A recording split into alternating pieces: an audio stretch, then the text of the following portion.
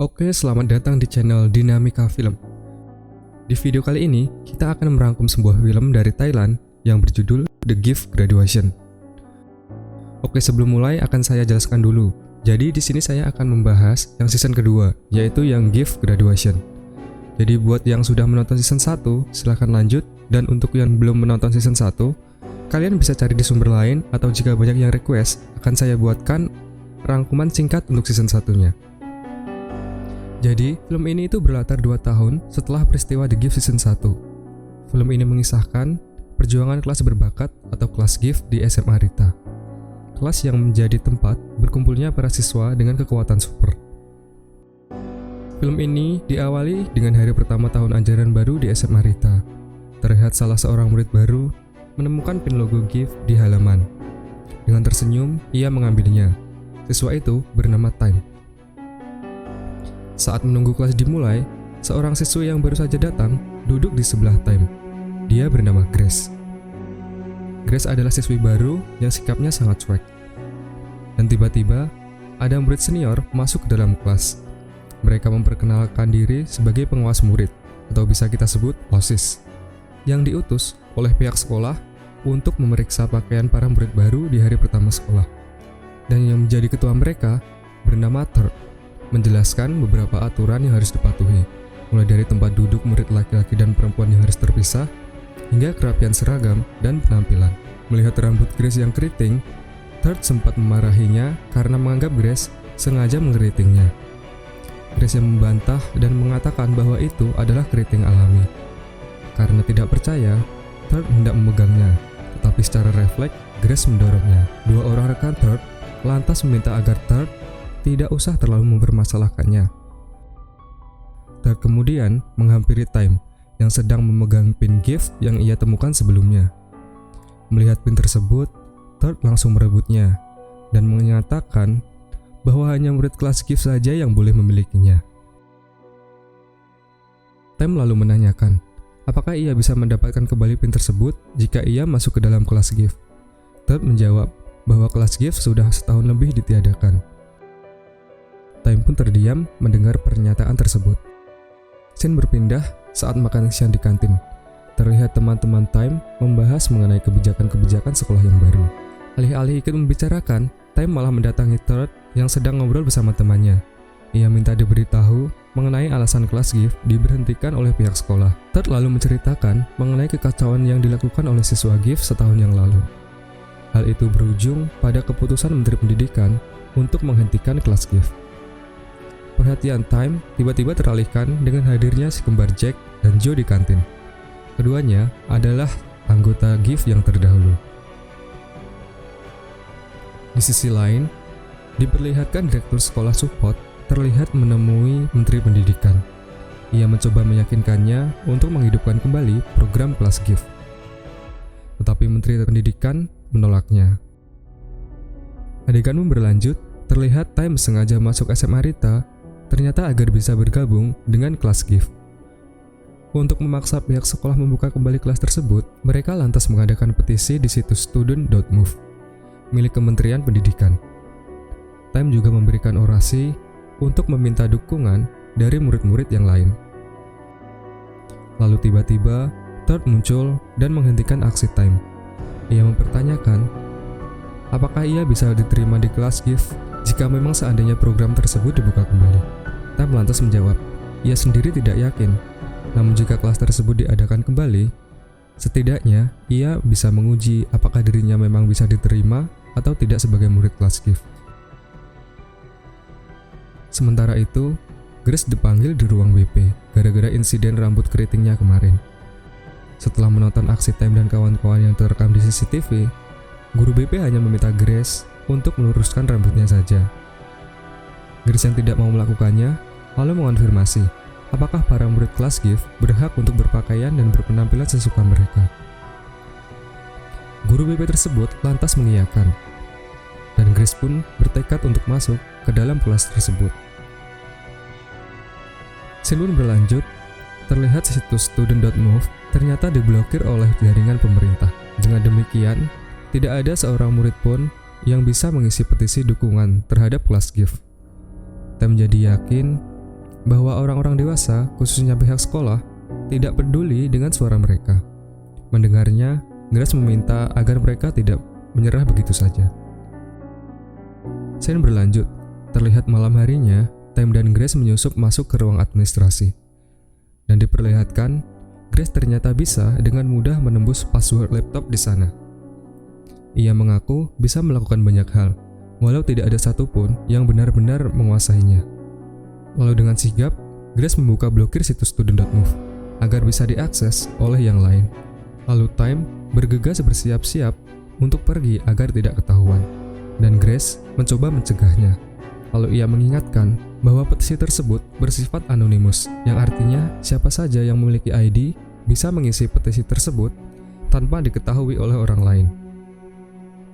Lalu Grace menyarankan untuk mengambil database murid dan menggunakannya untuk mengisi petisi sebanyak-banyaknya.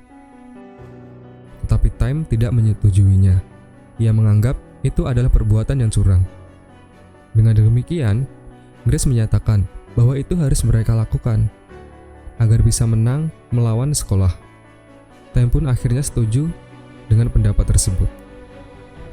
Sesaat kemudian, terdengar suara langkah kaki dari luar, dan ternyata Third dan beberapa rekannya sedang berkeliling memeriksa situasi di sekolah. Time meminta Grace untuk keluar terlebih dahulu, sementara ia yang meneruskan mengcopy database sekolah.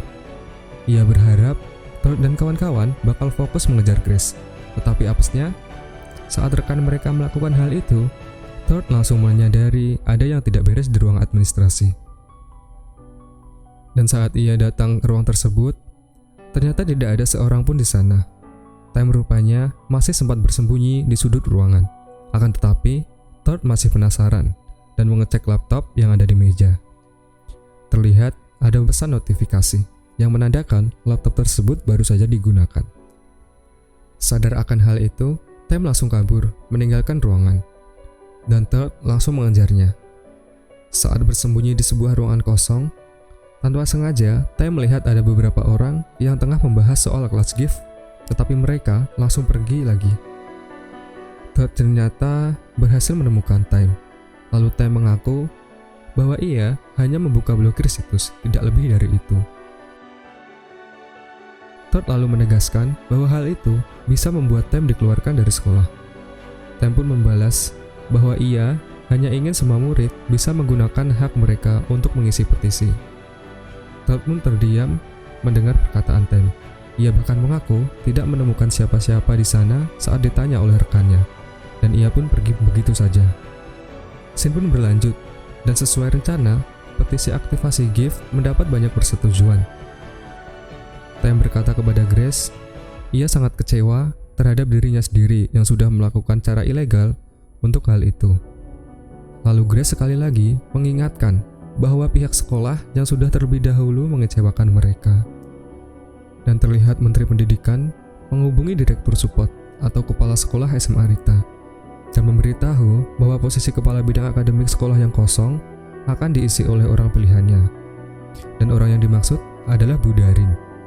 Direktur Support sebenarnya tidak setuju, namun ia juga tidak bisa menolaknya. Adegan pun berlanjut, terlihat di hadapan seluruh murid SMA Rita, Bu Darin mengumumkan bahwa kelas gift akan diadakan kembali, dan tes masuknya akan diselenggarakan dalam waktu yang sangat dekat. Time, Grace, dan yang lain senang mendengarnya, bahkan termasuk Third. Kenapa Third di sini senang? Karena dia mengira kalau kelas 2 tidak bisa mengikuti ujian tersebut, tetapi ternyata kelas 2 yang sebelumnya tidak ikut ujian, mereka bisa mengikutinya, maka dari itu dia terlihat senang. Adegan berlanjut diperlihatkan Direktur Support menyambut kedatangan Pak Pom setelah 1 tahun ia vakum. Ia tidak mempermasalahkan apa yang terjadi sebelumnya, dan berharap Pak Pom juga melakukan hal yang sama. Dan seperti sebelumnya, Pak Pom kembali ditugaskan sebagai wali kelas gift atau kelas berbakat. Direktur Support meyakini bahwa dari awal Kementerian Pendidikan sebenarnya tidak ingin kelas gift diberhentikan. Mereka hanya ingin melakukan kompromi dengan kepala sekolah, dan hasilnya adalah keberadaan kepala bidang akademik yang baru, yaitu Bu Darin. Di sisi lain, Bu Darin mengamati ruang kerjanya yang baru, dan terlihat seseorang membawakan hadiah dari Menteri Pendidikan. Setelah mengunci pintunya, Budarin membuka hadiah tersebut dan terlihat ada sebuah botol kecil berisi cairan berwarna merah serta secari kertas yang bertuliskan, "Semoga sukses dalam misimu." Budarin lalu memasukkan cairan tersebut ke dalam sebuah air. Tak lama setelah itu, Budarin terlihat membawakan secangkir teh berwarna merah kepada Direktur Support. Ia beralasan hendak merayakan hari pertamanya saat bekerja di sana. Direktur Support menerimanya, namun ia batal meminumnya setelah mencium bau dari minuman tersebut. Dan pada akhirnya, Direktur Support tetap meminum teh tersebut. Di sisi lain, Menteri Pendidikan sangat kesal karena Budarin tidak mematuhi perintahnya. Teh yang diberikan Budarin pada Direktur Support ternyata hanyalah teh biasa, tidak dicampur dengan cairan sebelumnya. Budarin pun tidak membantah hal tersebut. Ia tahu bahwa Menteri Pendidikan ingin agar Direktur Support disingkirkan. Akan tetapi, ada tujuan yang lebih penting lagi. Dan akhirnya, Menteri Pendidikan memberikan waktu 2 bulan kepada Budarin untuk menyelesaikan misinya. Di sisi lain, Guru PAM tidak begitu percaya kepada Budarin. Direktur Support memintanya agar tidak usah memikirkan hal tersebut dan cukup fokus pada murid-murid yang berkekuatan khusus saja. Dan terlihat tidak semua murid setuju dengan hadirnya kelas GIF kembali. Tem yang penasaran mencoba mencari tahu tentang murid-murid berkekuatan khusus yang terdahulu. Lalu Tem mendatangi kembali ruang kosong tempat sebelumnya ia bersembunyi. Mendengar ada yang datang, ia buru-buru dan mencoba bersembunyi. Dan tanpa disangka, satu persatu anggota kelas GIF muncul, mulai dari Jack, Joe, Om, Claire, Pun, Kon, hingga Mon. Dengan kekuatannya, terlihat Om memunculkan kembali catatan-catatan di papan tulis yang sebelumnya ia buat tak terlihat. Lalu Mon kemudian menanyakan, apakah berarti sekarang rencana mereka bisa diteruskan?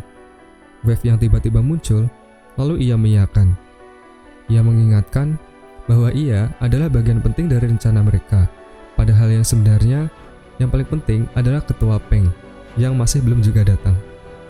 Wave lalu memutar sebuah kaset yang diklaim berisi senjata rahasia untuk melawan Direktur Support.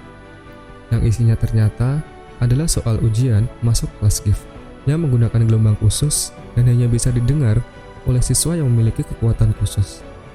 Mendengar isi kaset tersebut, otak Tem langsung merespon. Ia berteriak kesakitan sembari memegangi kepalanya. Lantas hal itu membuat Wave dan kawan-kawan menyadari keberadaannya. Lalu Mon bergegas menuju tempat Tem bersembunyi dan menemukan Tem di sana. Di sisi lain, Peng yang baru masuk perlahan melangkah menghampiri Tem. Lalu ia menanyakan apakah Tem juga memiliki kekuatan khusus. Tem hanya bisa terdiam dan melongo. Lalu, terima kasih sudah menonton dan sampai jumpa di video selanjutnya.